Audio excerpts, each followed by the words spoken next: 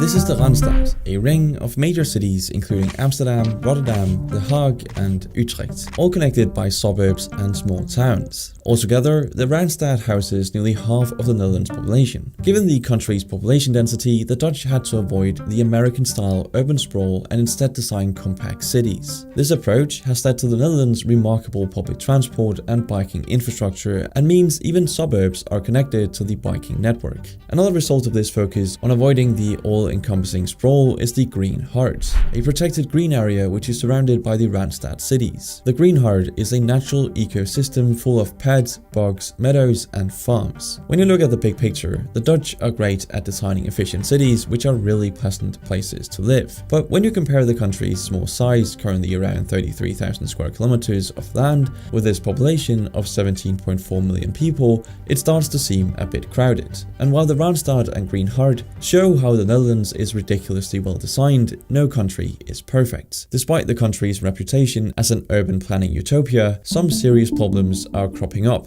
and the ordinary people affected by them are not happy. In the fall of 2021, they took to the streets to protest in major cities like Amsterdam and Rotterdam. The truth is that the country is currently experiencing a major housing crisis. Just a few months before, the country recorded a shortage of 279,000 homes, which is expected to grow to 316,000 by 2024. While the country plans to build 1 million housing units over the next decade, or around 100,000 per year, that's not enough to address the demand. In the meantime, rents continue to increase in cities like Rotterdam, going up 9.7% just last year. The demand for housing has caused a current shortage of 27,000 student housing units, leaving university students with fewer options. For Dutch students, this could mean living with their parents for longer, as 47% are already doing. But that's not an option for international students, who make up 2 out of 5 first-year students and 15% of the total student body. In one city, this has led to tents being set up to house homeless students. Last summer, the University of Amsterdam told incoming foreign students to reconsider coming if they couldn't find housing before the school year started. The student housing situation has gotten so bad that the Dutch parliament has even asked the country's universities to stop taking foreign students. In response to this issue, the government recently announced an action plan to build 60,000 affordable student residences by 2030. While that's more than double the current shortage, we'll have to see if that keeps up with future demand. In any case, student housing is only part of the housing shortage. With home prices increasing 75.8% from 2015 to 2021,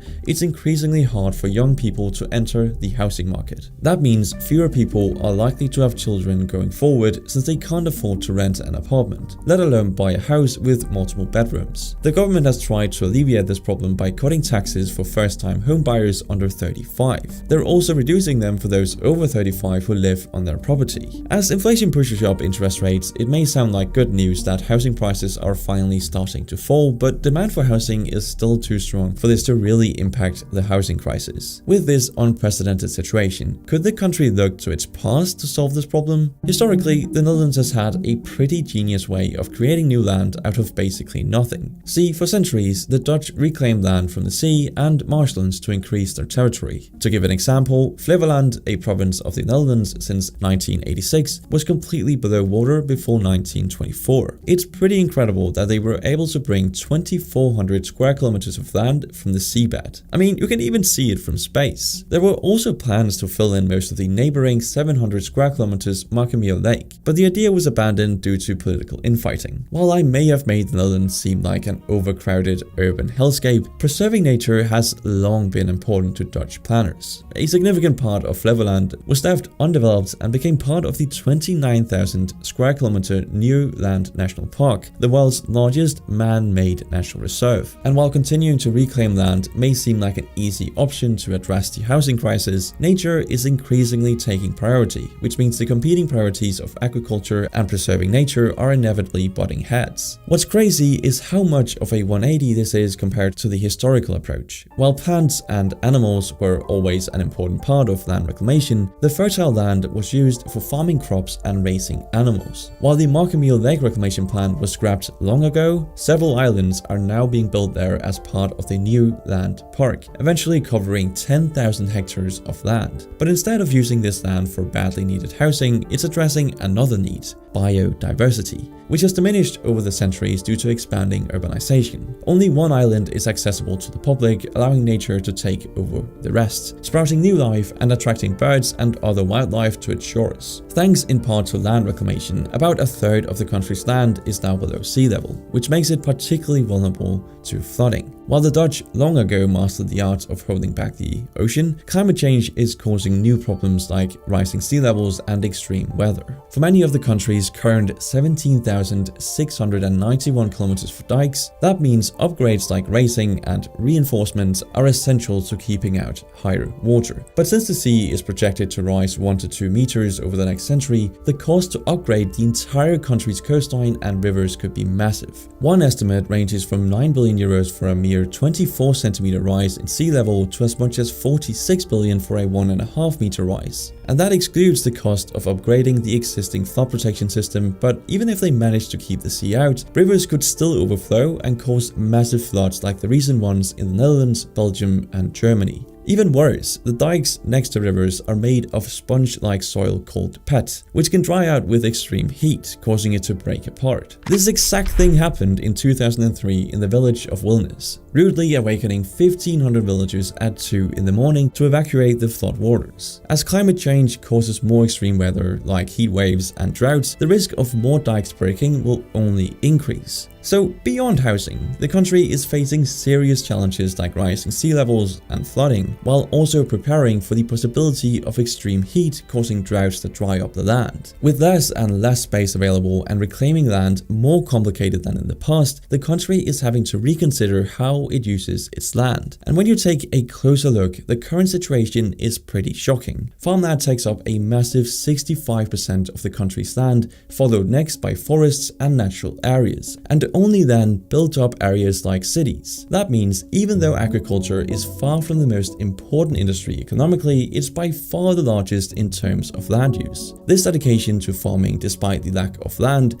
has made the country the world's second largest food exporter by value in the world. And the huge portion of the country's land dedicated to agriculture is used in a few different ways: grassland for animals, arable farmland, and horticultural land for growing plants. Thanks to greenhouses in particular, the country became the world's #1 tomato exporter ahead of countries like Spain with much warmer climates, which I find pretty funny. But anyway, the future might be rocky for Dutch farmers. With farms in close proximity to natural habitats, concerns about farming's impact on the environment have led the Dutch government to take action. They recently required farmers to reduce pollutants like ammonia, nitrogen oxide, and nitrous oxide. As ammonia is a natural byproduct of animal waste, meeting these targets means reducing livestock by 30%. In response, the farmers protested throughout the summer of 2022. Still, while the ongoing dispute will definitely cause some trouble for Dutch farmers in the near future, the Dutch farming industry has continued to innovate over the past 10 years, massively reducing pesticides and antibiotics use. Considering the growth of sustainable farming practices in the Netherlands, it seems there's still a future for Dutch agriculture. Up-and-coming innovations like growing plants and even raising animals in vertical farms could reduce farming's environmental impact while freeing up more land for housing. But it's still too early to see how this will play out. While Simon Cooper, a Dutch journalist at the Financial Times, claims that the Netherlands, quote, has run out of space,